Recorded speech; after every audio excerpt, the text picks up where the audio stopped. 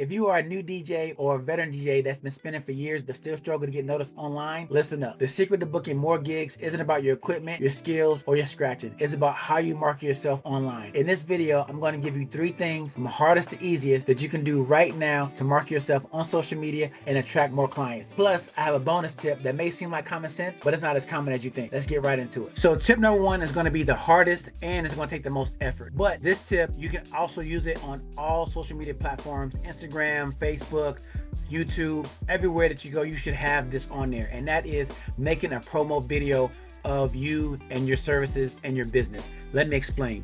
So if you go to my Instagram and look at the pinned comment right here, this is my promo video.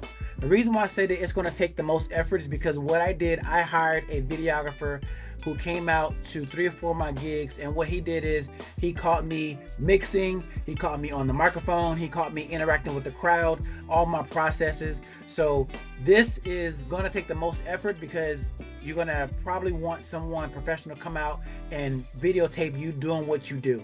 In this video, another thing that makes it pop is I'm actually talking over this. So I came up with a script, letting people know how it is to work with me, my processes, why people book me, and what to expect whenever they book me. So this right here it takes a lot of effort, but it is super powerful because you can put it across all of your platforms, and pretty much this is going to serve as a commercial.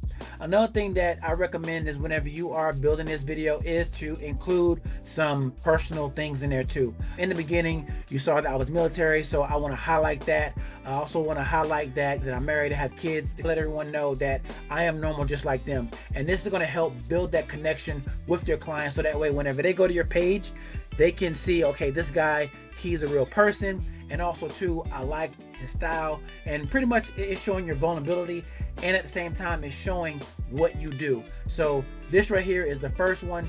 Like I said before, it takes a lot of effort, but it is going to have the best payout because pretty much what you're doing is creating a commercial of your services. So now that we got the promo video out the way, like I said, this is going to be the hardest. Now we're going to move into something a little bit easier, and that is coming up with a unique way to capture your setup process. So what we're going to do is we're going to move into tip number 2, and this is going to take even less effort than the promo video that we just talked about. And this right here is creating a time lapse of your next setup. This right here is what it looks like. So on my page, I have a time lapse, and you can do this one of 2 ways. You can either take a video that you've already recorded yourself, put it into CapCut, speed it up to 4 times to 10 times the speed, or at your next gig, take your phone with you, put it on a tripod, and record yourself setting up in time-lapse mode.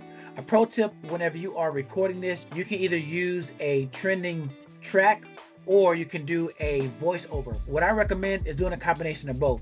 You can have the time lapse going, and over the time lapse you can have the trending song, and you can do a voiceover. This voiceover, what you can do is explain what you're doing and explain your setup, explaining where you at.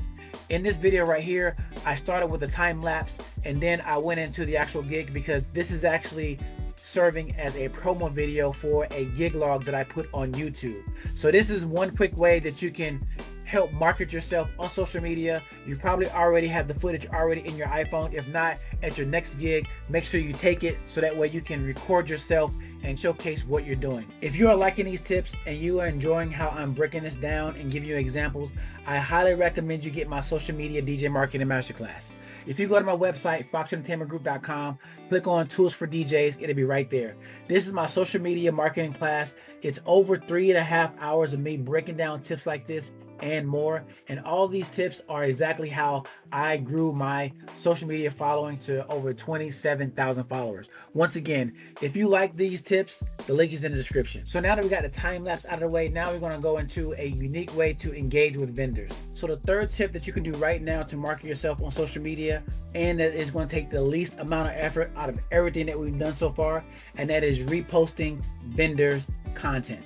So what you want to do is, if you have a photographer, a venue, or a planner that you have worked with in the past, and you feel that this person could help you book gigs, what I recommend that you do is go to their page and look at the content they're sharing, and then what you want to do is you want to repost it.